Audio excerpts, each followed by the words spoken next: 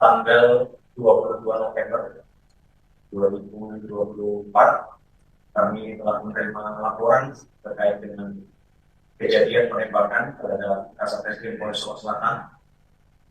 Dan selanjutnya tim gabungan yang kami bentuk, tim khusus, langsung melakukan penyelidikan dan olah TKP di lapangan dan telah memeriksa beberapa saksi, kemudian mengumpulkan barang bukti, dan kita lakukan pemeriksaan secara maraton lanjut gelar perkara untuk meningkatkan status penyelidikan. Dan tadi malam kita juga sudah melakukan pemeriksaan terhadap saksi-saksi, kemudian hasil visum juga sudah kita dapatkan, sehingga kita tetapkan pelaku yang saat ini menjabat sebagai Kabapok Polres Solo Selatan sebagai tersangka dalam tindak pidana ini. Dan selanjutnya berdasarkan bukti yang cukup, kita lakukan penahanan terhadap yang bersangkutan. Dan penyidik telah menjerat dengan pasal berlapis mulai dari pembunuhan berencana pasal 340 KUHP, kemudian subsidiar 338 dan lebih subsidiar lagi ke 351 ayat. Namun demikian tetap pemeriksaan masih tetap berlanjut dan akan kami lakukan pendalaman dan pemeriksaan terhadap ambil lainnya untuk memperkuat pembuktian terhadap peristiwa ini. Demikian mungkin yang bisa kami sampaikan. Terima kasih. Assalamualaikum warahmatullahi wabarakatuh. Di pertanyaan nanti ya. Dan yang berikutnya terkait perkembangan proses pemeriksaan di Propam.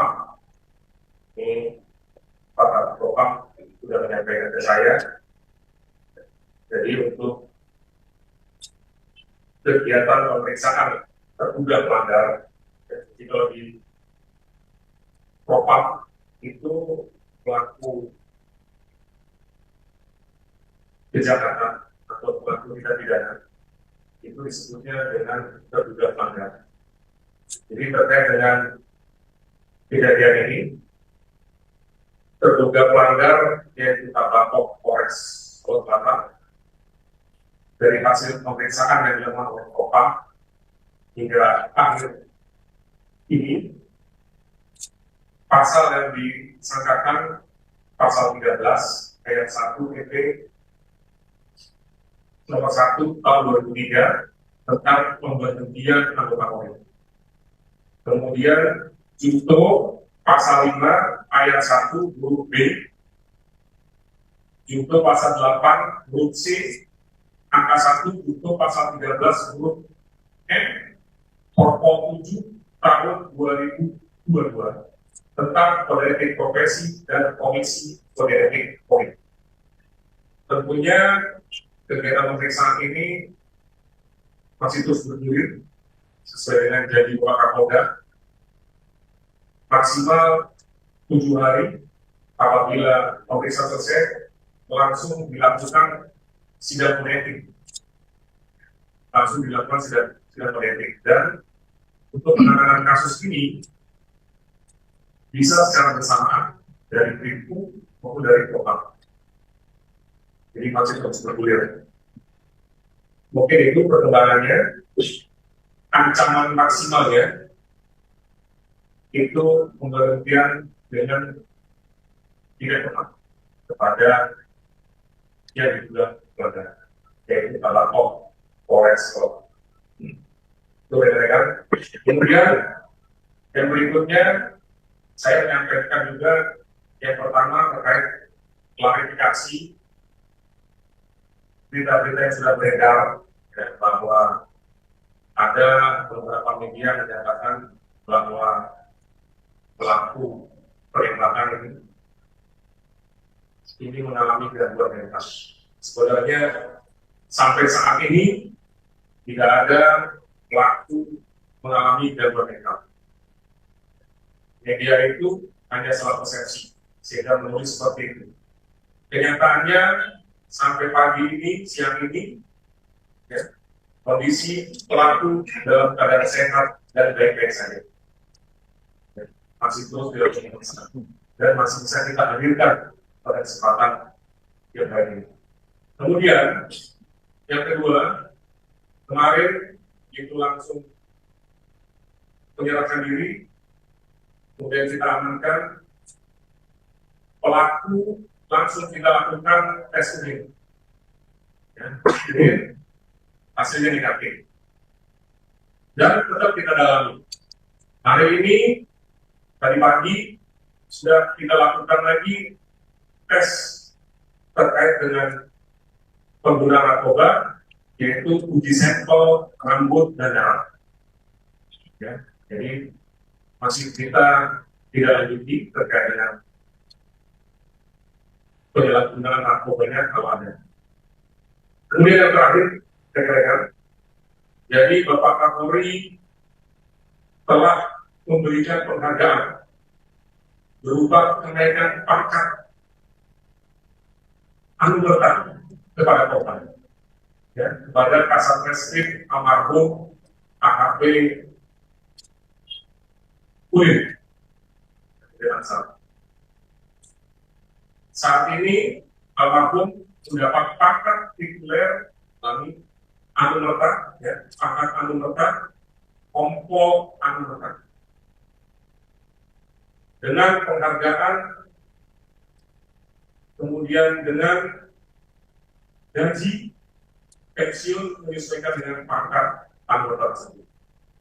Itu yang sudah diberikan oleh Pak Kapolri, penghargaan kepada korban kompol anumerta Kulir. Itu rekan-rekan yang perlu saya sampaikan pada kesempatan yang ini. Silakan kalau rekan-rekan ada yang bertanya, saya silakan.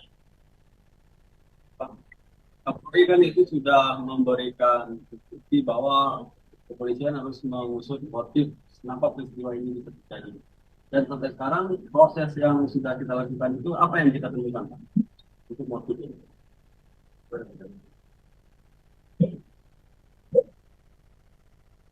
Yang kita jawab berdasarkan hasil pemeriksaan terhadap tersangka terkait dengan motif kenapa yang bersangkutan melakukan adalah rasa tidak senang, di mana rekanan pelaku ini dilakukan penegakan hukum oleh korban di Polres Solo Selatan. Hingga ketika yang bersangkutan mencoba meminta tolong, kemudian tidak ada respon, selanjutnya yang bersangkutan melakukan. Artinya benar dia membacking. Keterangan dari tersangka yang kita dapatkan. Tentu kami penyidik akan terus mendalami. Bagaimana proses hukumnya terkait tambang? Ya. Artinya benar dia membacking salah satu tambang itu. Ya, ini akan kita dalami kembali terkait dengan perannya di dalam kegiatan tambang ini akan kita dalami. Sosok pemilik tambang siapa? Ya, ini yang sudah kita dalami juga. Yang ditangkap terkait tambang itu siapa, Pak? Yang ditangkap adalah sopir kalau dari keterangan penyidik. Apakah diketahui relasi tersangka yang ditangkap itu dengan Kabak-Ops? Ya, yang bersangkutan minta tolong kepada Pak Kabak-Ops untuk bisa membantu. Ini kan ada 9 peluru yang dikeluarkan oleh tersangka. 2 diantaranya di tubuh korban. Nah, 7 lagi informasinya itu di mana, Pak? Di rumah Rumah dinas Kapolres atau di? Ya, informasi yang beredar ini di kamar Kapolres. Korektif. Ya, berdasarkan hasil olah TKP tim kami Inavis di lokasi penembakan, betul ada 2. Kita temukan selongsong dan proyektil di sana. Kemudian 6 proyektil, 6 selongsong kita temukan di sekitar rumah dinas Kapolres. Jadi Dan saat ini kita juga masih terus melakukan olah TKP lanjutan. Jadi tujuannya memang untuk mengatasi kepala. Ya, ini yang akan kita lakukan pendalaman terhadap tersangka. berarti targetnya ke Polres, Pak. Ini yang akan kita lakukan pendalaman berikut. Ada peristiwa tembak menembak di rumah dinas Kapolres itu atau gimana, Pak? Sementara hasil olah TKP tidak Satu arah saja. satu arah saja. Kalau dari Bid Propam seperti apa Pak untuk pengusutan dugaan keterlibatan tambang dan kemakaran yang dimaksud itu?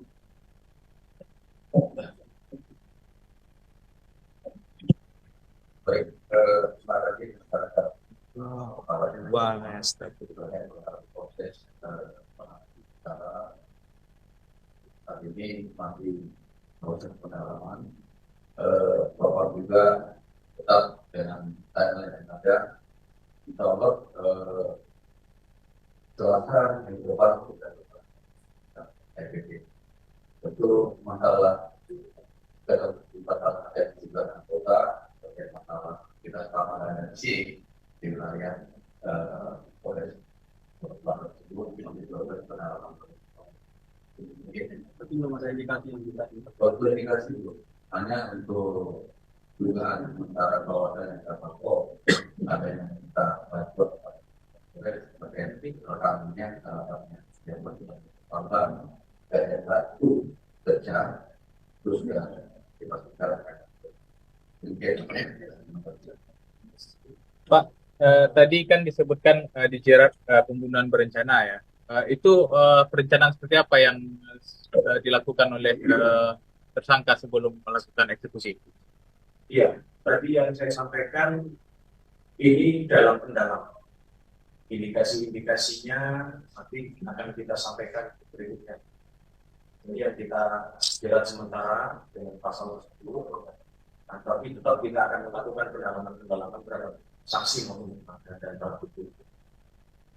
Pak, 6 selongsong kan di area rumah dinas Pak. Pak itu Pak Kapolresnya berada di rumah atau bagaimana Pak? Peristiwa penembakan itu. Iya, informasi yang kami dapat memang Pak Kapolres ada di dalam. Tapi tidak luka ya Pak? Ya, tidak. Ada korban, Pak, di kawasan rumah Kapolres itu? Sementara tidak. Pak, tambang ini lokasinya di Negari atau Kecamatan apa Pak? Ya, ini yang masih kita dalam.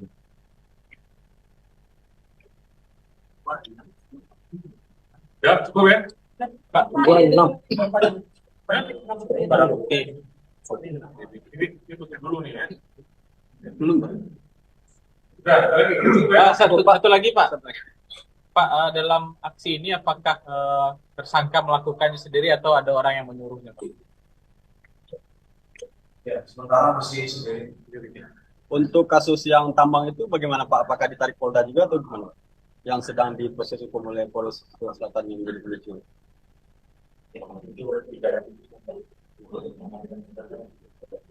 Tapi masih lanjut berarti. Sementara masih di Polres gitu ya Pak ya? Ya.